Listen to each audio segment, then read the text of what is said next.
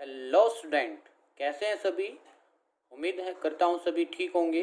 एक बार फिर से स्वागत करता हूँ मैं आप सभी का आपके अपने यूट्यूब चैनल पैशन केमिस्ट्री पर। आज हम सॉलिड स्टेट में डिस्कस करने वाले हैं एक नया टॉपिक जिसका नाम है density of A cubic crystals. Density of A cubic crystals को हम डिस्कस करने वाले हैं। क्लियर है? तो कैसे हम इसको डिस्कस करेंगे, एक फॉर्मूला बनाएंगे और इस फॉर्मूले से जर्नली अगर आपको फॉर्मूला आता है तो आप न्यूमेरिकल्स इजीली से सॉल्व कर लेते हो। डायरेक्ट फॉर्मूला बेस्ड न्यूमेरिकल आते हैं आपके एग्जाम में, ठीक है। वो चाहे आपका सीबीएसई वाला एग्जाम हो। सीबीएसई शायद कम इससे क्या क्वेश्चन करता है, लेकिन मैक्सिमम क्वेश्चन कंपटीशन में ज़्यादा पूछे जाते हैं। तो चलिए स्टार्ट करते हैं आज का हम अपना topic, density of A cubic crystals. और कहाँ से हम इस डेंसिटी को कैलकुलेट करने वाले, फ्रॉम इट्स एज। ओके, तो सबसे पहले हमें एक जो क्यूब बनाना होगा, क्या बनाना पड़ेगा, एक क्यूब बनाना है और उसी की तो हमें क्या करनी पड़ेगी, डेंसिटी फाइंड आउट करनी पड़ेगी। और आपको पता है क्यूब है आपके पास, जैसे आपने एज्यूम किया आपके पास ये साइड में मैं जो बना रहा हूँ ये क्यूब है, ठीक है।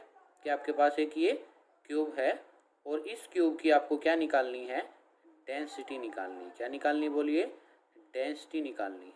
ओके, तो मैंने एक क्यूब बना दिया ये वाला और इसकी क्या है, आपको डेंसिटी फाइंड आउट करनी है। तो इसकी जो एज है, इसकी जो मैंने एज बताई थी, यहाँ से लेकर के एक पार्टिकल आपका, चलो एज्यूम कीजिए यहाँ है और एक पार्टिकल आपके पास यहाँ, ये कॉर्नर वाले पार्टिकल मैंने जो शो किए हैं, तो इनकी एज कितनी बताई है मैंने, ए।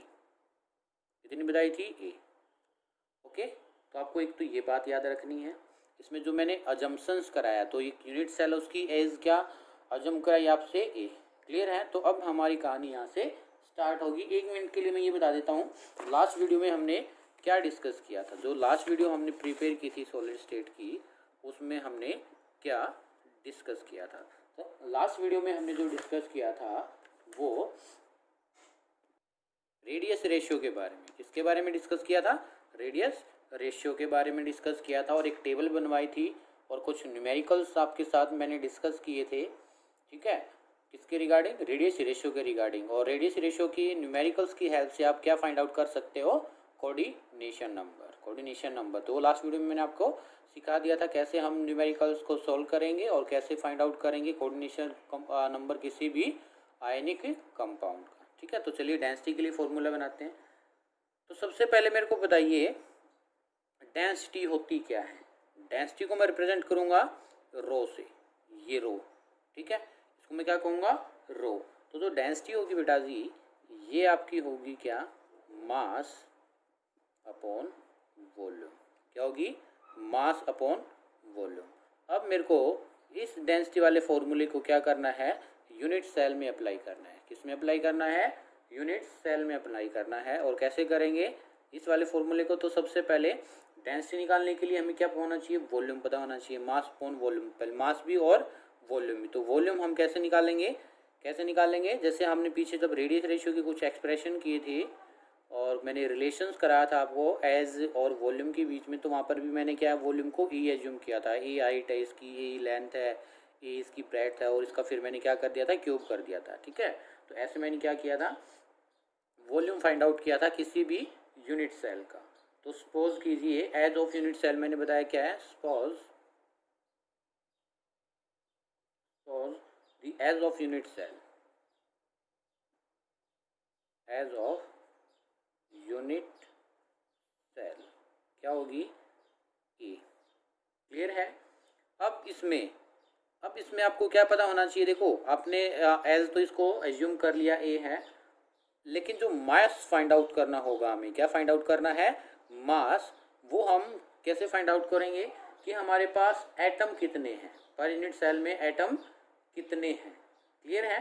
तो नंबर ऑफ एटम भी सपोज करना होगा हमें, number of atom present per unit cell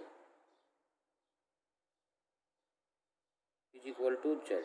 क्या है, जेड।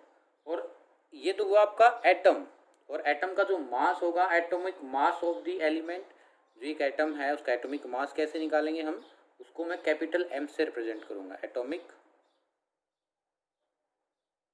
मास ऑफ एलिमेंट उसको कैपिटल M से, ठीक है, हम रिप्रेजेंट करेंगे। अब बताइए मैंने क्या कहा कि जो डेंसिटी है वो क्या होती है, मास अपॉन वॉल्यूम। तो वॉल्यूम कैसे करेंगे हम, इसकी हाइट क्या है, तो वॉल्यूम ऑफ यूनिट सेल क्या आएगी, बोलो, volume of unit cell A length into height into breadth. तो इसको मैं क्या ए क्यूब लिख सकता हूँ, क्या लिख देंगे हम इसको, ए का क्यूब। क्लियर है। तो अब देखिए यहाँ पर जो है m, ये क्या है, मास ऑफ यूनिट सेल, क्या ये मास of unit cell,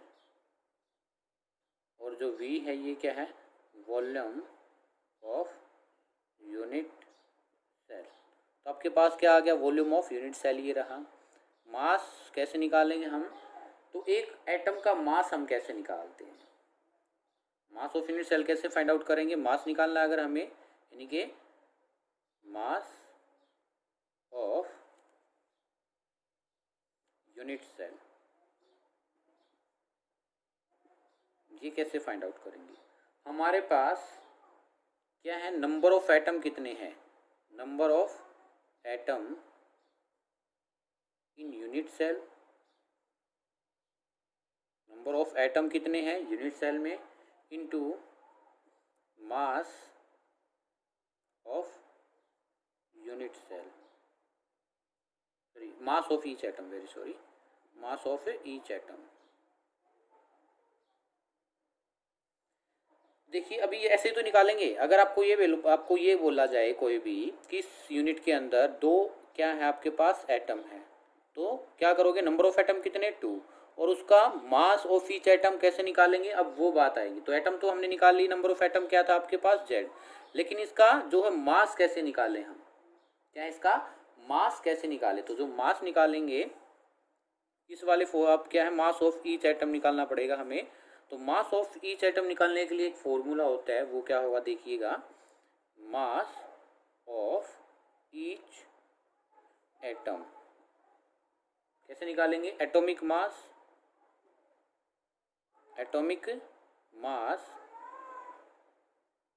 divide by Avogadro number,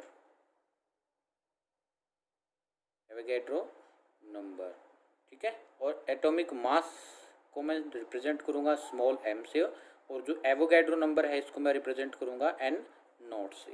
इससे करेंगे हम n0 से प्रेजेंट करेंगे। और देखिए आपके पास अब इस फॉर्मूले में जो ऊपर मैंने लिखा था, डेंसिटी कैसे निकाली थी, मास ऑफ यूनिट सेल और वॉल्यूम ऑफ यूनिट सेल। तो वॉल्यूम ऑफ यूनिट सेल तो आपके पास ये रहा, मास ऑफ यूनिट सेल निकालने के लिए आपने क्या किया, नंबर ऑफ एटम कितने प्रेजेंट थे पर यूनिट सेल में, और एवरी एटम का जो है मास कितना होगा उसको मल्टीप्लाई किया, तो आपके पास मास ऑफ यूनिट सेल आ गया। अगर इसमें 2 हैं तो 2 एटम्स को हम मल्टीप्लाई करेंगे उसके मास से, सभी के मास से, मतलब एक, अगर आप ये देखिए ना, एक एटम का जो इसमें मास है वो आप लगाओ कितना है, 2 है, और सेकंड वाले का कितना है, 3 है, ठीक है। टोटल कितने हमारे पास, 2। लेकिन अब अज्यूम कीजिए ना, साइड में देखो, ये जो एक एटम मैंने कहा कि इस यूनिट सेल में आपके पास 2 एटम हैं, टोटल कितने हैं, टोटल एटम 2।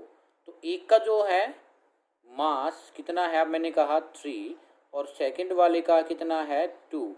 तो टोटल कितना हुआ, 3 इंटू 2 यही होगा, या इसको तो ऐड कीजिए, 3 + 2 5 इंटू 2, टोटल तो 2 है ना, लेकिन एक का 3 है, एक का 2 है, तो इस तरीके से आप क्या निकाल सकते हो इसमें, मास of each atom, mass of each atom, ठीक है। तो ईच एटम का मास हमें क्या करना है, उसके नंबर ऑफ एटम से मल्टीप्लाई कर देना है।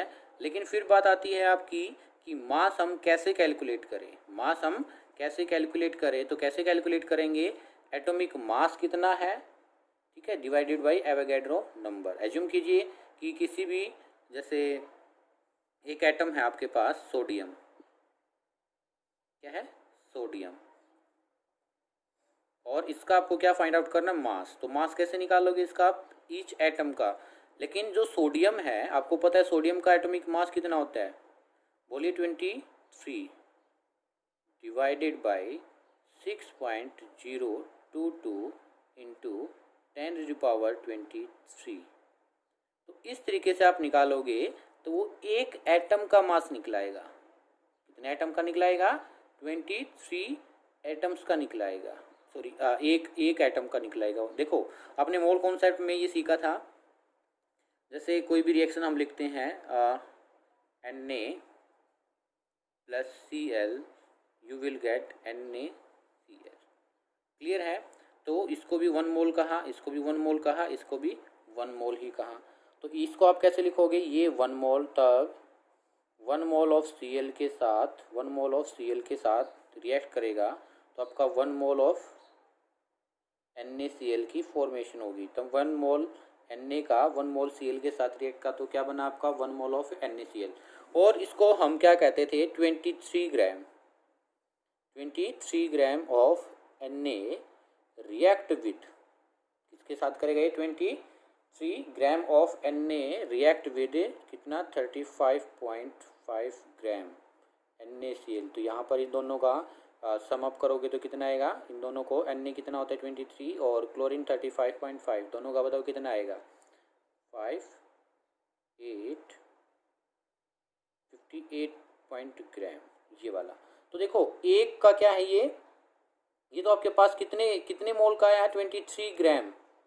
कितने का है ये जो आपके पास? 23 ग्राम। लेकिन हमें निकालना क्या है? मास ऑफ ईच एटम। क्या निकालना है? मास ऑफ ईच एटम निकालना है। तो वो कैसे निकालोगे? वो हम निकालेंगे एटॉमिक मास कितना है और उसको एवोगैड्रो से हम क्या कर देते हैं?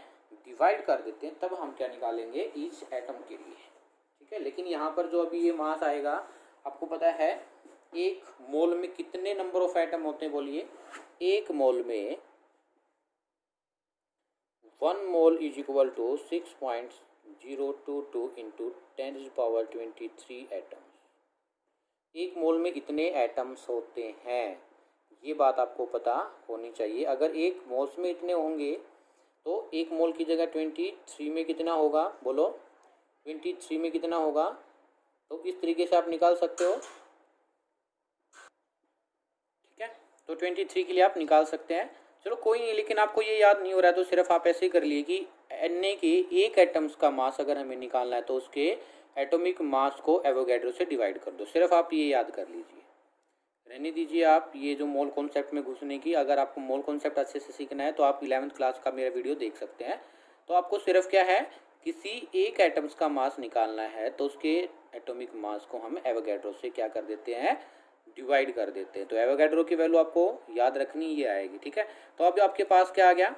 वॉल्यूम आ गया और मास आ गया आपके पास। मास ऑफ यूनिट सेल आ गया। तो मास ऑफ यूनिट सेल को मैं डायरेक्टली क्या लिख सकता हूँ?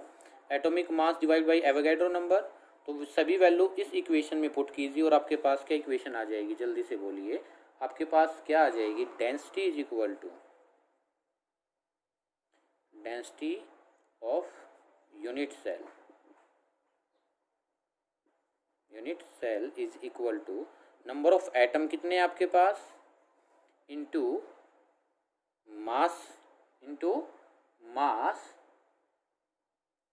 डिवाइडेड बाई एवोगैड्रो नंबर, या आप कह सकते हो divide by volume. A cube into Avogadro number N naught, या आप इसको Na से भी रिप्रेजेंट कर सकते हैं। ठीक है, 10⁻−30। -30 क्यों लिखा? जस्ट आपको बताने वाले हैं अभी। ये -30 क्या लिखा है मैंने? ये लिखा है, तब हम इसको पिकोमीटर में यूज़ करेंगे। किस में यूज़ करेंगे? तब हम इसको पिकोमीटर में यूज़ करेंगे। याद रखनी आपको ये बात। इस वजह से जो हम क्या है, इसको मल्टीप्लाई करते हैं -30 से। किससे करते हैं? -30 से मल्टीप्लाई करते हैं। क्लियर है? तो इसका एक शॉर्ट ट्रिक भी है इस फॉर्मूले को याद करने का। देखो मैं फिर से दिखा दे रहा हूँ आपको। आपने क्या करा था? मास कैसे निकाला था? Mass of unit cell, number of atom को किससे रिप्रेजेंट किया था? Z से। किससे रिप्रेजेंट किया था? Z से। तो यहाँ पर जो मैंने Z लिखा था ऊपर, वो क्या था? नंबर ऑफ एटम्स के लिए। और मास ऑफ ईच एटम्स कैसे निकाला था? उसके एटॉमिक मास को आपने क्या कर दिया था? डिवाइड कर दिया था। किसको? किसी भी एलिमेंट का अगर हमें क्या करना था? ईच एटम का मास निकालना था, तो उसको क्या किया था, एटॉमिक मास को किससे डिवाइड किया था, बोलिए, एवोगैड्रो नंबर से हमने क्या कर दिया था, डिवाइड कर दिया था। तो इस तरीके से ये आपके पास फॉर्मूला निकल के आता है। और याद रखना है, जो हमें ये निकलेगी वॉल्यूम जो कंप्लीट, ये किस में होगा, पिकोमीटर में, सॉरी किस में होगा, ये पिकोमीटर में। इस वजह से मैंने इसको किससे मल्टीप्लाई किया है, -30 से मल्टीप्लाई किया है।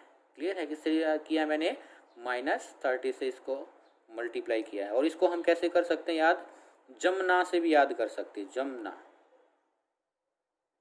ठीक है, कैसे याद करेंगे, जमना, जमना। जमना से देखो, जेड से आपका क्या हो जाएगा, जेड से क्या हो जाएगा, नंबर ऑफ एटम। एम से क्या हो जाएगा, ये स्मॉल एम लिख सकते हैं आप, ये मास। एन से क्या होगा, एवोगैड्रो नंबर, इससे क्या होगा, एवोगैड्रो नंबर। और ये ए है, इसको आप स्मॉल में लिख सकते हो, स्मॉल में लिख लो, चलो, जम ना। तो क्या होएगा, इस Z for number of atom, number of atom, M mass, N Avogadro number, Avogadro number, और ए फॉर वॉल्यूम। इस तरीके से आप क्या कर सकते हो, इस फॉर्मूले को लर्न कर सकते हैं, जमना के नाम से इसको क्या कर सकते हो, लर्न कर सकते हो। क्लियर है, चलिए जल्दी से लिख लीजिए एक बार इसको, मैं ऊपर से फिर से दिखा देता हूँ। आपके पास यूनिट सेल है, ठीक है, डेंसिटी कैसे निकालोगे, हमने कुछ अजम्पशंस किए, फिर मास ऑफ यूनिट सेल निकाला। मास ऑफ यूनिट सेल में आपको रिक्वायरमेंट हुई मास of each atom, mass of each atom आपने निकाला atomic mass divide by Avogadro number. इस तरीके से आपने क्या किया, सब कुछ कैलकुलेट करके क्लास में फॉर्मूला बना लिया। अब इस फॉर्मूले के रिगार्डिंग क्या क्या है इसमें, ठीक है, कैसे हम उसको रिप्रेजेंट कर रहे हैं, वो सभी बातें मैं लिखवाने वाला हूँ। तो जेड, जेड की वैल्यू मैं लिखवा देता हूँ। जेड आपका क्या था, number of atoms, number of atoms. तो इसमें क्या है, जो जेड की वैल्यू 1 रहेगी किसके लिए, सिंपल के लिए, सिंपल क्यूबिक के लिए जेड की वैल्यू कितनी रहेगी, 1। जेड की वैल्यू 2 रहेगी बीसीसी के लिए, बॉडी सेंटर्ड क्यूबिक के लिए क्या रहेगी, जेड की वैल्यू 2 रहेगी। और जेड की वैल्यू 4 रहेगी एफसीसी के लिए, एफसीसी यानी कि face centered cubic unit cell. और जेड की वैल्यू रहेगी 6 फॉर हेक्सागोनल क्लोज पैकिंग के लिए। ये आपको सिर्फ डायरेक्ट याद होना चाहिए। सिंपल के लिए 1 आपने निकाला था, सिंपल में आपके particle only on the corner contribution कितना होता है, 1/8। बीसीसी में कितना होता है, बॉडी के साथ साथ कॉर्नर पर, एफसीसी में कॉर्नर के साथ साथ फेस पर। और जो है 6, ये कोऑर्डिनेशन नंबर कैसे, हेक्सागोनल क्लोज पैकिंग, ठीक है, हेक्सागोनल की एक एटम्स को कितने उसके साथ सराउंड कर रहे थे एटम, उस तरीके से हमने जेड की वैल्यू यहाँ पर निकाल ली है, ठीक है। और जो आपकी एज लेंथ है, एज लेंथ है, ये किस में होगा आपका, एज लेंथ,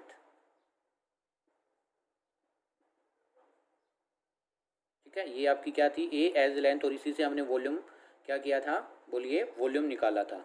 अगर ये सेंटीमीटर में है या मीटर में है तो उनके कन्वर्जन देख लीजिए, कैसे को हम कैसे कन्वर्ट करेंगे, पिकोमीटर में कैसे लिखेंगे। और जो वॉल्यूम मैंने लिया था आपको, वो किस में बताया था अभी जस्ट पीछे, पिकोमीटर में होना चाहिए, ठीक है। तो ये कुछ इसके लिए कुछ कन्वर्जन है, ये साथ इस साइड में लिख दे रहा हूँ। 1 नैनोमीटर में नंबर ऑफ मीटर कितने होते हैं, 1 nanometer is equal to 10⁻⁹ meter. और इसको सेंटीमीटर में कन्वर्ट करना है तो 100 से क्या कर देंगे, डिवाइड। तो 100 से क्या करेंगे इसको हम, सॉरी मल्टीप्लाई, क्या करेंगे इसको, मल्टीप्लाई। तो किसमें कितना आ जाएगा, ये 10⁻⁷ सेंटीमीटर। और 1 एंगस्ट्रॉन हो सकता है आपको, जो लेंथ है, ये जो वॉल्यूम है एंगस्ट्रॉन में दे रखी है, तो ये कितना आएगा, 10⁻⁻10 मीटर। सेंटीमीटर में कन्वर्ट करेंगे, 100 से मल्टीप्लाई करेंगे तो 10⁻⁸ सेंटीमीटर। कैसे करेंगे देखो ना, अगर आप इसको 10⁻⁹ इंटू 100 कर रहे हैं, क्या कर रहे हैं हम, इंटू 100, तो इसको मैं क्या लिख सकता हूँ, 10⁻⁻2। तो 10⁻⁹ इंटू 10⁻2 माइनस नहीं, सॉरी 2, तो क्या आएगा, ये प्लस की है, ये माइनस की, तो कितना बचेगा, 7। तो इस तरीके से कह रहा हूँ, ठीक है। और 1 picometer is equal to 10⁻⁻12 meter और सेंटीमीटर कितने होंगे 10⁻⁻10 सेंटीमीटर। आपको ये बातें याद रखनी है। क्लियर है? ओके, तो चलिए एक न्यूमेरिकल्स कर लेते हैं हम प्रैक्टिस के लिए। ये रहा क्वेश्चन आपके सामने। ये क्या कह रहा है, हमें फाइंड आउट करना है silver form CCP latex. Silver क्या बना रहा है, क्यूबिक क्लोज पैकिंग लैटेक्स बना रहा है। और एक्सरे स्टडीज क्या कहता है कि जो इसकी एज लेंथ है वो कितनी है 408.6 पिकोमीटर। हमें डेंसिटी फाइंड आउट करनी है। तो जल्दी से बताइए सॉल्यूशन क्या होगा, ट्राई कीजिए, वैल्यू पुट कीजिए। तो आपको पता है डेंसिटी इज इक्वल टू जमना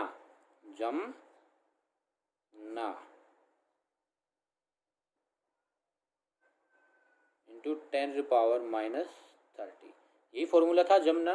तो सबसे पहली बात आपको जेड पता होना चाहिए इसके लिए। तो मैंने सीसीपी लिखवाया है, सीसीपी नहीं लिखवाया तो यहाँ पर एफसीसी या जो सीसीपी क्यूबिक क्लोज पैकिंग दोनों का जो है जेड क्या होगा 4 होगा। ठीक है, लिख लीजिए ये बात, एक ऐड कर लीजिए।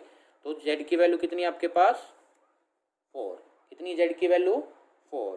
तो 4 इंटू मास की वैल्यू कितनी है 107.9 यू। ये क्या है, यू का मतलब क्या है एटॉमिक मास यूनिट, एएमयू भी कह सकते हैं, simple you divide by N. Avogadro number की वैल्यू क्या होती है 6.022 इंटू 10⁻23 इंटू ए कितना है 408, कितना है 408।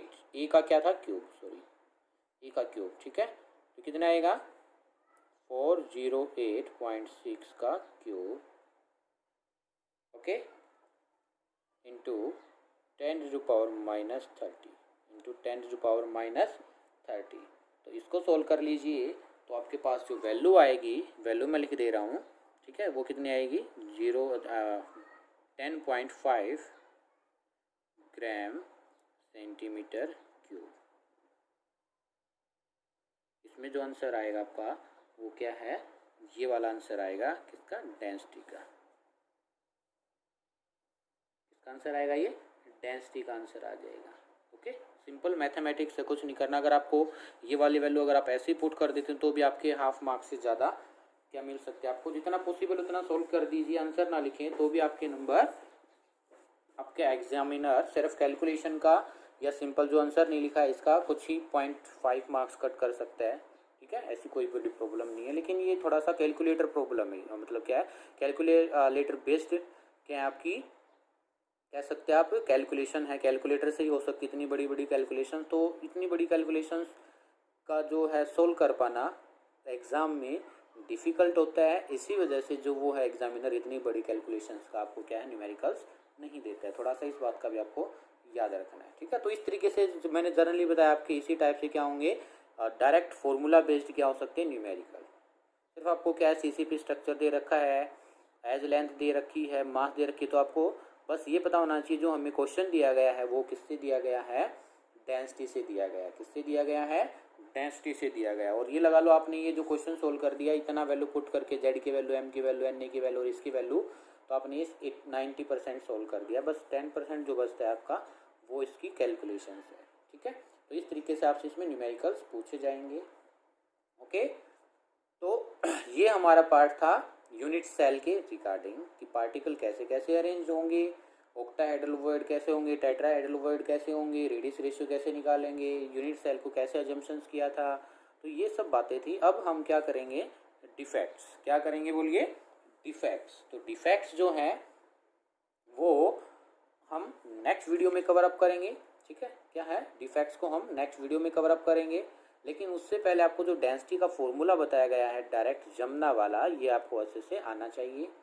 ठीक है, और आप इसको जो मैंने आपको इसमें वीडियो के बीच में बताया था कौन सा मोल कॉन्सेप्ट से रिलेटेड, तो उससे कनेक्ट करना चाहो तो कर सकते हैं, वरना आप इसको रिमूव कर सकते हैं। ठीक है, उम्मीद करता हूँ आपको वीडियो अच्छा लगा होगा। लेकिन बेटा ये इम्पोर्टेंट है एग्ज़ाम पॉइंट ऑफ व्यू से, जो कि आपके कॉम्पिटिटिव एग्ज़ाम होते हैं उनके लिए। ठीक है, वरना डायरेक्ट आपका क्या है, डेंसिटी कैसे निकालते हैं, 2 नंबर में डेंसिटी का फॉर्मूले का डेरिवेशंस निकलवा लेते हैं आपसे। तो बस ये डेरिवेशन आता है और आपको ये आता है तो आप इसमें अच्छे से क्या है नंबर गेन कर सकते हैं, इसको समझ सकते हैं। ठीक है, तो उम्मीद करता हूँ अगर आपको वीडियो पसंद आया है तो प्लीज़ वीडियो को लाइक कीजिए, शेयर कीजिए और कमेंट में बताइए वीडियो कैसा लगा। अगर आपको वीडियो अच्छा लगा तो प्लीज़ चैनल को सब्सक्राइब ज़रूर करें। Thank you. मिलते हैं जल्द ही डिफेक्ट्स के साथ, जो कि इस यूनिट में आपका लास्ट टॉपिक होने वाला है, डिफेक्ट्स। तब तक के लिए बाय बाय, सी यू।